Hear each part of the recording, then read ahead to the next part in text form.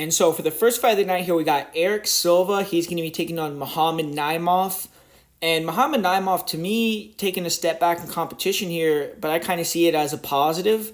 After two huge victories to start his UFC career, he fought Jamie Malarkey, established guy at 155 pounds, dropped down to 145, got the victory there. And it seems the UFC wants to try to build Naimov up now based off his last win, because after beating Nathaniel Wood and Jamie Malarkey, you could easily get a top 15 opponent in there against him, but they're giving him a 36-year-old fighter who was finished in his first UFC fight. So seems like they're trying to showcase Naimov here, trying to add to his name recognition.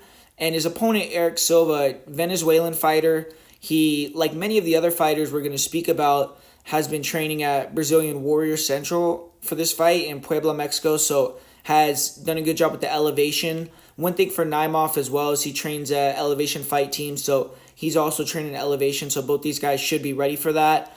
And Brazilian Warrior Center, it's Diego Lopez's gym, which, if you haven't been paying attention recently, is one of the up-and-coming gyms in MMA. And Diego Lopez, I mean, the guy's an active top 15 fighter, and he's still in contention for Coach of the Year. So that just shows how productive that gym has been. And Erik Silva is going to kick off the card for the gym. And he has a stiff test in front of him, though, along with a lot of red flags. I mean, he hasn't fought since December of 2022, 36 years old at 145 pounds. Both those things give me cause to concern. He also got finished by TJ Brown in his UFC debut. So the pressure's on here for Erik Silva. He has to win to stay on the roster, most likely. And how these two match up, Muhammad Naimov, powerhouse type of fighter, counter striker. He likes to use leg kicks. And in this fight, I would pressure a little more than normally. He has nice hooks. He'll throw some decent kicks too, spinning kicks. And if he's aggressive, gets in his opponent's face here, he could land and hurt him. I think he has the power advantage. But if he stays at distance and waits to counter, it could be a close fight if Naimov can't connect. He has to be a little bit more aggressive here against someone with Silva's style. And I think if he pushes the pace, he could get Silva tired. But Naimov, he has had some issues with wrestlers, and in this fight, he is going to get his takedown defense tested. I would say it's improving. It looked a lot better in his last fight, but had a big size advantage over Nathaniel Wood, and he also had a couple cheating incidents where he was grabbing the cage and things like that. So I think that did help him pretty significantly to avoid a lot of the grappling exchanges. And even at the end of the fight, like, he was glove grabbing to avoid getting ground and pounded, and that really saved him a lot. I mean, he could have even been finished potentially. So a lot of shenanigans in that fight with Wood, fouls. He was way bigger. So I think that it made him look a little bit better than he is. But I think in this fight, he's probably going to be able to win the scrambles and end up on top, even if he does get taken down. And cardio, like I said, for Naimov, I see as an advantage here.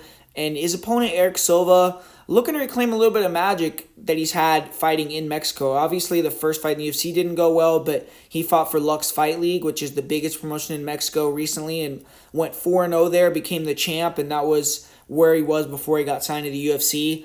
Dominated all his fights. He went 4-0 with 4 rear naked chokes. Style-wise, he's a dynamic striker, hands down. He likes to throw a lot of flashy offense. Isn't really a combination fighter. He relies more on landing one powerful shot, hurting his opponent as opposed to the volume. He has hard leg kicks. He'll throw front kicks. He can mix in spinning kicks, jump knees. Okay hands, but mainly just tries to work the check hooks or the rear crosses. His last fight, he got rocked almost immediately as the fight started. TJ Brown came across the cage, got right in his face, which I think surprised Silva. Silva was able to land some big counters throughout the fight, but his opponent, TJ Brown, just absorbed them, and when he got inside, he landed clean, and Silva's chin wasn't good enough. I mean, he kept getting hurt, so that makes me a little bit nervous about this fight with a powerful guy in Naimov. And Silva's a serviceable grappler. He's athletic. He's difficult to take down in the open when fighters shoot on his legs. Good balance. In the clinch against the cage, I feel like his takedown defense isn't as good. That's where Naimov could get him down. I've seen Silva go for takedowns, and he will shoot singles. He'll shoot doubles, but I feel like he's not necessarily the greatest wrestler. I could see it maybe getting him down, Naimov down early, but I don't know if he's going to be able to control him. And I think that Naimov will probably be able to get back up to his feet if he does get taken down. But Silva has some jiu-jitsu skills. Like, he can hit sweeps. He has good back takes, good rear naked chokes. That's most of his finishes. Ground and pound finish of the out contender series was pretty nasty. So he's dangerous, and most of his finishes do come on the ground. Silva did get a takedown on TJ Brown in the second round, but he got reversed.